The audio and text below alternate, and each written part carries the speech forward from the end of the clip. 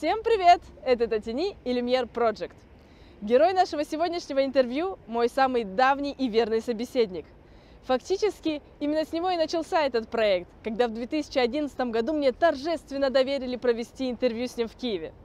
С тех пор без нашей беседы не обходится ни один приезд Брюно Пельтье в Россию, хоть обстоятельства и не всегда на нашей стороне. Как, например, в этом году. Из-за накладки интервью не могло состояться в назначенное время, о чем мы узнали в это самое назначенное время. Перенести интервью не было возможности. На следующий день у Брюно в 6 утра самолет. Что же делать? Решение нашла Татьяна Михайлов, бессменный европейский продюсер Брюно, за что я ей очень благодарна. Она предложила провести интервью ночью, после концерта и торжественного ужина Брюно и команды. То есть примерно в час ночи.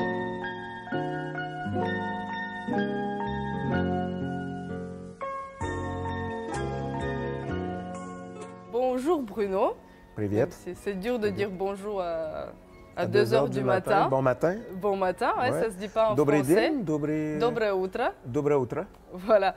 Merci déjà d'être venu célébrer le Noël ici en Russie, parce que toi, tu sais très bien chanter la paix et l'harmonie, c'est les états dont on a vraiment besoin aujourd'hui. Oui, particulièrement dans les jours où nous nous parlons. Ouais. C'est très particulier parce que lorsque j'ai monté mon spectacle de Noël en 2002, c'était juste avant l'invasion de l'Irak par les États-Unis. Et il y avait des manifestations partout dans le monde où les gens sortaient dans les rues pour dire au gouvernement de George Bush de ne pas faire ça. Ils l'ont fait quand même. On sait ce que ça a donné comme résultat. Et on est 17 ans plus tard, 18 ans plus tard, et au moment où on se parle tous les deux, je chante encore les mêmes chansons avec le thème de la paix, et c'est toujours, pas plus tard qu'hier, il y a eu des frappes iraniennes contre les États-Unis parce que les États-Unis avaient frappé, avaient tué dans des frappes un colonel important de l'armée iranienne. Donc, l'histoire se répète, les choses sont toujours les mêmes. Et c'est un thème, ouais, c'est un thème qui va jamais s'épuiser, j'ai l'impression. C'est vrai. Et tu as dit pendant le concert que le thème de Noël, ça t'inspire des moments nostalgiques, Ouais, des ouais. pensées nostalgiques. Comment célébrait Noël le petit Bruno Pelletier? Le petit Bruno Pelletier, 3-4 ans, fêtait très très fort, Ah ouais, déjà. dansait jusqu'à 3-4 heures du matin. Et Parce qu'en famille, ça chantait, oui, ça ben, dansait. ça dansait beaucoup. Et lorsque la fête était terminée vers 4-5 heures du matin, ben, mon père devait me masser, me frotter les jambes Ah oui, parce que j'avais trop mal aux jambes d'avoir sauté. d'accord. 3 ans, 3-4 Ouais. ans, vraiment petit. Et adolescent? Ah, complètement différent. D'accord. Plus différent. D'accord. Et est-ce que tu croyais à Père Noël quand tu étais Ben, petit? tout petit, oui, mais... Jusqu'à bon, quel âge? Je sais pas, je me souviens pas. Je me Parce qu'en souviens Russie, plus. c'est très important, Ouais. cette image du Père Noël qui vient donner les cadeaux. Mais chez vous, vous l'appelez le Père Gel, non? Oui, c'est ça. Le Père Le Gel, Père froid, le Père le gel. Père Froid, au jour de l'an. C'est au jour de l'an? Au jour de l'an, oui, Ouais, c'est ça. hein, c'est pas, C'est pas Noël, à non. Noël, vous, hein? Ouais, le, père, chez nous, le c'est- Père Froid est... Exactement. Tu t'es bien renseigné pour la culture russe. Ouais, c'est parce que je me posais la question pourquoi on me demandait d'aller chanter Noël le 7 janvier. Ouais, D'ailleurs, tous les Québécois me le demandent. d'accord. Ouais, ça, Et ça a donc, je aucun me suis logique. renseigné, oui. Il y a un autre calendrier. Un autre calendrier, le calendrier julien, je crois. Ouais. Tandis que nous, on est sur le calendrier grégorien. C'est ça. Et donc, et voilà. Et le Nouvel An, tu le fêtes ou pas du tout? Vraiment, Oui, le Nouvel on An? le fête. Au Québec, on fête et Noël et le jour de l'an. C'est bien. Et c'est toute une période qui dure 2 semaines où tout est pas mal au ralenti au niveau du business, du trafic dans les rues. Tout est plus calme parce que les gens sont plus en vacances. Tandis qu'ici, j'ai remarqué qu'on est Noël, mais ça semble être comme d'habitude. Bah, Je me c'est trompe? déjà, on est le 8, presque le 9, Mais donc ouais. quand même. Oui, parce que le Noël, c'est pas une vraie fête en fait. Les vacances, ça commence au 31 et ça dure jusqu'au 9. Donc il y a plus d'une semaine de vacances. Donc c'est vrai qu'au niveau business, quand même, ça doit commencer à travailler à un moment. Mais officiellement, voilà, le 9, c'est la fin des vacances. D'accord. Tout le monde sort la tête Mais des salades. j'avais l'impression que c'était moins, que c'était aussi occupé que d'habitude. Ouais, mais en Russie, on fête le Nouvel An. Surtout le Nouvel An chez Ouais, nous. surtout le Nouvel An. Ouais. Noël pour finir les salades qu'on n'a pas eu le temps de manger pendant le Nouvel An. Parce Ouais. que chez nous, Les restes, avant, le touski. avant, Le touski. Le touski reste. Летуски. От французского «туски рест» – все, что остается. Короче, прошлогодние салаты. ah ouais, avant on peut pas manger parce que tout ça c'est pour Noël, Ouais. après pour le Nouvel An, après on est obligé de vite tout manger parce que sinon c'est périmé. Et aussi on fête le 14, 13-14, le vieux Nouvel An, Ah. aussi sur un autre calendrier. Donc Ah voilà, bon? Ah, on ça, profite je- de toutes les fêtes possibles Ça, j'étais pas au courant. pour bien célébrer. Mais Là, tu m'apprends quelque chose. ben voilà, c'est bien, comme il y a une émission française qui dit je mourrai moins bête, mais je mourrai quand même. Voilà, Et très ben voilà. positive. Et Ouais. voilà. Une question capitale. Niveau emballage des cadeaux, est-ce que tu es plutôt passionné ou maladroit? Très maladroit. Ah oui? Et puis là, j'ai les meilleures raisons du monde de ne plus emballer, puisqu'on est à une époque où on nous demande de recycler de plus en plus et de faire attention à la surconsommation de toutes sortes. Et donc, c'est la meilleure raison possible au monde pour moi pour ne plus emballer de cadeaux. Donc là, tout était un vrac. Cette année, pour la première fois de ma vie, j'ai dit à tout mon monde, on ne fait pas de cadeaux. Ah, même pas de cadeau. Aucun cadeau. Non seulement pas d'emballage, mais même pas de cadeau. Pas de cadeau. Et les gens ont tenu. Tout le monde était content. Parce qu'on est forcé à consommer. D'accord. On est forcé à trop dépenser. Ouais.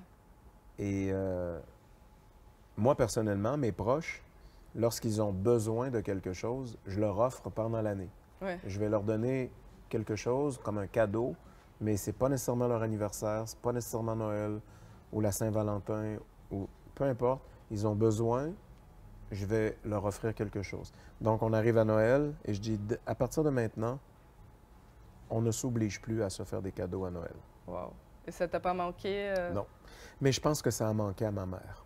Ah ouais. Ah, même pas ta mère, t'as même rien. Ma mère, ça lui T'as fait rien un peu quelque offert? chose de Bah oui. de pas donner un cadeau. Du coup, c'était juste un repas. Ouais, c'était un repas ensemble en famille. Mais je pense que c'est vraiment simplement une habitude à prendre pour qu'on apprenne à se déprogrammer de toute la société qui nous oblige à être dans la consommation continue de biens matériels et de choses qui souvent deviennent inutiles ou désuètes très rapidement. Oui, t'as raison. Et Noël, c'est aussi le moment où les gens dressent le bilan. Et moi, j'ai l'impression que toi, non, pas du tout. Je fais pas de bilan. Ah ouais? Par contre, pour nos amis Facebook et tout, de temps Faut en temps, faire quand même des je fais une messages. espèce Mais cette année, je ne l'ai pas fait, mais parce que là, je viens de tomber en vacances. Ça paraît pas, je parle avec toi, mais je vais tomber en vacances pour une semaine. Mais souvent, je fais une espèce de petit bilan. Cette année, il s'est passé tellement de choses, blablabla. La prochaine année, j'ai plein de nouveaux projets, blablabla. Mais en général, bilan de vie, tout ça, je ne suis pas très fort là-dessus. non. C'est D'accord. comme les résolutions. Au premier de l'an, souvent, en tout cas chez nous, au Québec, les gens prennent des résolutions. Ne pas manger du gras. Ouais, je vais m'entraîner, Ouais. je vais arrêter de fumer, je vais moins consommer d'alcool. Et puis ça dure 2 semaines, 3 semaines, 1 mois, top. Et puis après ça, tout le monde repart dans sa vie habituelle. Ouais. Donc, je ne suis pas quelqu'un qui prend des résolutions. non. Mais moi, j'ai pensé que peut-être tu as eu ce moment de bilan quand tu faisais l'interview pour le bouquin qui va apparaître, le livre sur toi qui apparemment, il y a un projet en construction dont on peut toujours pas parler ou On c'est peut en déjà parler, lancé, mais oui, ça a été dit dans un Ça a été dit un peu par hasard dans une entrevue. J'étais hors micro et j'ai Ah ouais. souligné à l'animatrice qu'il y avait un projet de biographie et je déteste les biographies. Donc, je lui expliquais qu'on était en train de chercher comment on allait écrire sur mon parcours. Et puis, on est revenu en ondes et puis elle l'a dit. Parce que Ouais. j'ai pas eu le temps d'y dire, mais je veux pas en parler. Donc, ce que je peux te dire, c'est que oui, il y a un projet pour écrire un peu ce qui m'est arrivé. Mais on est encore en train de chercher la façon et le lien pour en parler parce que moi, personnellement, je lis pas des biographies. Ah oui, Je trouve tu ça t'intéresses inintéressant. pas, Non, ça les m'intéresse biographies des grandes personnes? pas vraiment.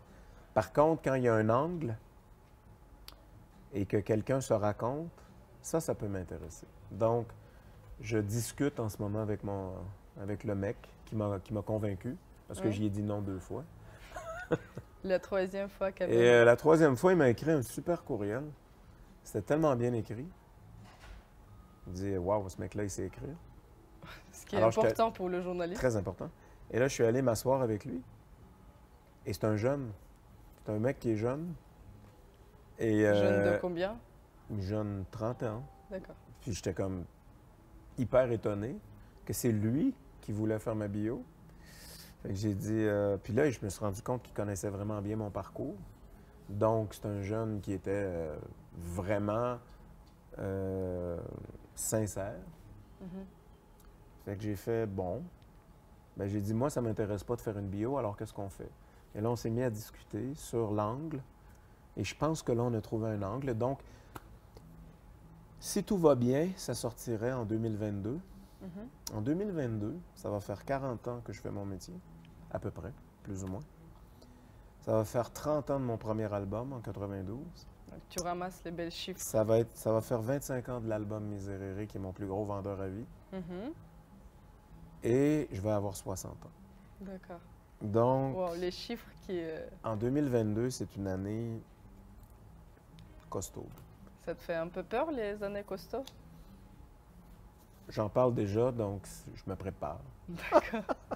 Mais est-ce que c'était intéressant de raconter ta vie Non. Non, pas du tout. C'était pas. Et là, je me souviens, il y avait une anecdote. Ah là, il s'est Moi, passé oui, il y a une ça, chose. mais j'arrête pas de dire au biographe, je dis, c'est pas intéressant, puis lui, il part à rire, puis il dit, arrête, c'est super intéressant. Donc, j'ai peut-être pas un bon point de vue. Je suis un très mauvais vendeur. Je suis un très C'est mauvais bien qu'il y a vendeur. d'autres qui arrivent. Mais pour- moi, je fais de la chanson, je fais de la musique. oui. Il m'a convaincu de le faire, je le fais, j'embarque, mais je sais pas si ça va être bon. Lui, il va sûrement bien écrire. Ouais. Mais est-ce que ça va être intéressant? Je Non. sais pas. On va voir, on va découvrir. Je vous laisserai juger. Merci. On se reparle en 2022. D'accord, ouais, dans quelques années. Et si tu devais choisir 3 épisodes de ta vie qui pourraient te présenter et faire découvrir aux gens le mieux en tant que personne, pas en tant qu'artiste, mais en tant que personne humaine, lesquels choisirais-tu? C'est pas nécessairement quelque chose de grand, ça peut être complètement passager. Je crois qu'il y aurait le moment où j'ai eu ma ceinture noire dans les arts martiaux en karaté, parce que ça définissait vraiment tout un pan de ma vie lorsque j'étais plus jeune, qui était très axé sur le sport et sur la discipline des arts martiaux, qui m'ont donné une discipline dans mon métier par la suite. Donc, je choisirais un de ces moments-là, ce moment-là, le moment où j'ai eu ma ceinture noire, où j'ai pu devenir professeur et avoir ma propre école de karaté et tout. Donc, ça a été comme une base de ce que le reste de ma vie allait devenir. Mhm. Parce que ça a donné des codes et une rigueur, une discipline au reste de ma vie. Mhm. Sinon, si on remonte un peu en avant, plus jeune, lorsque j'ai pu enfin avoir une batterie chez mes parents, ça a été le déclencheur de ce que je fais encore. Ok. Donc, c'est vraiment un moment très important. Donc pour Très, toi, le moment artistique de la vie, c'est quand même lié aussi à ta personnalité. Ah oui, oui, tout à fait. On n'est pas... on est multiples, on est plusieurs choses, mais on est quand même... On a une essence qui... Moi, mon essence de musicien, elle est là depuis... Quand j'ai eu une batterie chez mes parents, ça faisait 5 ans que je demandais une batterie. Tu étais bien J'étais persévérant. très jeune, j'avais 7-8 ans quand j'ai commencé à demander. D'accord. Donc, c'est l'essence. L'essence est là. Donc ça, c'est un moment important. Le moment de mes 18 ans où j'ai passé ma ceinture noire. Et pour le troisième, dans l'âge plus Je adulte? dirais la naissance de mon fils, où je suis devenu un papa. Ouais. Et ça a changé complètement ma vie. C'était pendant ton premier album ou avant Oui, ou... au moment où j'écrivais le premier album. Donc en Je plus, suis ta devenu carrière papa. naissait aussi. Oui, effectivement. Puis, tu sais, t'es un jeune artiste un peu saltimbanque sur la route. Tu joues jusqu'à 3, 4 heures du matin, de la musique, les filles, l'alcool, la drogue, tout ça. Et là, Quand les t'es couches jeune, et là, tout d'un sales. coup, tu deviens papa. Et là, T'as arrêté tout de suite. ben, en fait, j'étais pas hyper rock'n'roll, mais j'étais dans une vie un peu. Et ça m'a obligé à faire un focus et à être. Je pense que n'importe quel parent va te dire la même chose. La seconde que tu deviens parent, ta vie vient de basculer et tu ne dormiras plus jamais de la même façon. Ouais. Que ton cœur bat aussi pour une autre personne. Tu ne dormiras plus jamais avec la. Moi, la seconde où mon enfant est né, il y a une partie il y a une partie de ta vie volage qui, en tout cas, si tu te sens responsable de ce petit être-là qui est tout minuscule, vulnérable, qui a tellement besoin de toi, il y a une partie de tout ça, de ton côté volage, de ton côté insouciant, inconscient, irresponsable, ça s'arrête du jour au lendemain. Si tu as ça en toi, bien sûr. Ouais. Moi, je l'avais. Et tu as réussi d'unir la carrière, les tournées, les concerts. Du mieux que j'ai pu, mais j'ai sûrement fait des erreurs, j'ai sûrement eu des moments. Je crois que c'est plus à mon enfant de répondre à une question comme ça. Plus tard dans sa vie à lui, il pourrait dire, papa, il y a eu tel truc, tel manque, telle chose que j'ai pas aimé quand j'étais petit. Ou... Pour l'instant, moi, je peux juste dire, j'ai fait de mon mieux. C'est Oui. tout ce que je peux dire. Bien sûr. Et les albums, c'est aussi un peu des moments, des images de ta vie, comme Ben tu oui. disais, des selfies des moments de la vie. Oui. Et là, récemment, tu as sorti un nouvel album sous influence, Ouais. des chansons québécoises revisitées. Oui. Et moi, j'ai vu, D'artistes importants pour moi. et j'ai vu qu'il y en a plusieurs qui sont un peu tes amis ou des personnes que tu connais bien. Il y a Daniel Lavoie, il y a Pierre Flynn. Ouais. Et est-ce que tu as entendu après leur avis? Est-ce qu'ils t'ont fait le retour? Certains m'ont écrit, d'autres pas. Mais ça, D'accord. c'est la... Tu demandais pas? Non. Qu'en as-tu pensé? Qu'est-ce que tu en as Non. pensé? Non. Ok. Mais bon, c'est audacieux d'une manière de prendre les chansons des gens que tu connais bien et de les reprendre de ta manière. Audacieux ou inconscient? Mais bon, toi, tu as pris du plaisir. Non, moi, j'ai C'est pris ce du qui est le plus plaisir. important. J'ai eu beaucoup de plaisir à le faire et je pense que je l'ai fait dans le respect de l'artiste, dans le respect de sa chanson. Mais je pense que les grandes chansons doivent dépasser leur créateur. Donc, d'autres artistes peuvent faire voyager Ouais. ces chansons-là. Lorsqu'elles sont grandes, elles sont belles, elles sont bonnes. Il y a d'autres artistes qui peuvent prendre le relais. Il faut les laisser Moi, je me vivre sens- plus longtemps. Ouais, je me sens comme ça comme interprète. Donc, je me sentais très légitime en face de ces artistes-là, de choisir une de leurs pièces de répertoire. C'est un peu comme leur dire chapeau. Mhm. C'est incroyable la carrière que tu as, ou c'est formidable ce que tu as fait comme musique, puis j'aimerais célébrer ça. C'est Ouais. un peu comme ça que je l'ai fait.